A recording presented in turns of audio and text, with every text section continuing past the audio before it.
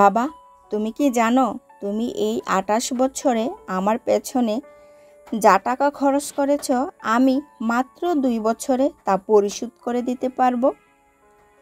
বাবা একটু মুচকি হাসলেন। কিছুক্ষণ পর বাবা বললেন, খোকা, তোকে একটা গল্প শোনাবো, শুনবি? ছেলে বলল, হ্যাঁ বাবা, বলো, শুনবো।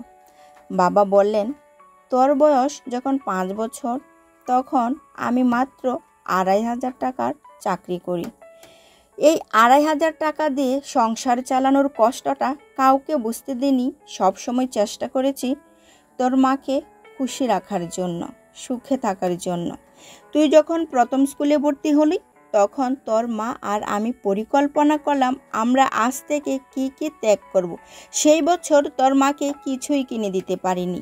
তুই যখন মাধ্যমিকে ভর্তি হলি তখন আমার আর্থিক অবস্থা মোটামুটি ভালো, কিন্তু হঠাৎ তোর মা অসুস্থ হয়ে পড়ল। তখন আমি অর্থের অভাবে পড়ে গেলাম। তখন ওভারনাইট ডিউটি করে কাজ করতাম। সারা রাত কাজ করার পর পায়ে হেঁটে অফিস থেকে বাসায় ফিরতাম। একদিন শোরুমে গেলাম, একটা বাইক পছন্দ করলাম। রাত্রে ঘুমিয়ে স্বপ্নও দেখলাম বাইকে চড়ে অফিসে যাচ্ছি। কিন্তু তুই আবদার করলি তোর একটা ল্যাপটপ লাগবে। তখন আমার স্বপ্ন বিসর্জন দিয়ে তোর ল্যাপটপ কিনে দিলাম। আমার তখন 100 টাকা আর তোর এখন 1 টাকা। তোর 100 টাকা দিয়ে দামি হেডফোন, মোবাইল দিয়ে গান শুনতে আর বন্ধুদের নিয়ে আড্ডা দিতে, পিকনিক খেলতে, স্বপ্নের দেশে চলতি। আর আমি তখন পরিশ্রান্ত দেহে বাড়ি ফিরতাম। তোর কাছে এখন অনেক টাকা হয়েছে। তোর 100 টাকা দিয়ে আমি এখন সুগার মাপাই। জানিস খোকা, এখন আমি মাছ খেতে পারি না, মাংস খেতে পারি না। এত টাকা আমি কোথায় খরচ করব? তুই কি পারবি আমাকে সেই দিনগুলো ফিরিয়ে দিতে? আমাকে একটা বাইক কিনে দিবি। সেই বাইকে আমি সারা শহর ঘুরবো, আমার বন্ধুদের সাথে আড্ডা দিব, তোর মাকে নিয়ে তাঁতপল্লিতে ঘুরে বেড়াবো। স্বপ্নের মতো রঙিন হবে আমার সেই দিনগুলি। হ্যাঁ, তুই পারবি আমার 28 বছরে সেই টাকাগুলো ফিরিয়ে দিতে, কিন্তু আমার রঙিন জীবনটা তুই কখনোই ফিরিয়ে দিতে পারবি না। আচ্ছা, তোকে একটা প্রশ্ন করি, তুই বলতে পারবি? ধর মাঝ নদীতে একটা নৌকো, সেই নৌকোতে আমি, তোর খোকা আর তুই। তুই মাত্র একজনকে বাঁচাতে পারবি। তুই কাকে বাঁচাতে পারবি? খোকা কোনো কথা বলে না।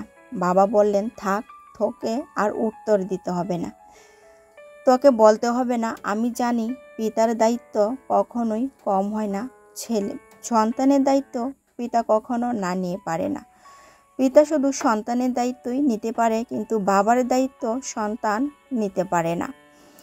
তবে তোকে আমি একটা কথা বলি, তোর কাছে আমার একটাই আবদার, সন্তানের লাশ কখনোই পিতা বহন করতে পারে না, কিন্তু পিতার লাশ সন্তান বহন করতে পারে। আমার লাশটা তুই শেষ জীবনে বহন করিস, তাহলে হয়তো বা একটা ঋণ তুই পরিশোধ করতে পারবি। সেটা হলো তোকে কুলে নেওয়ার সেই সুর।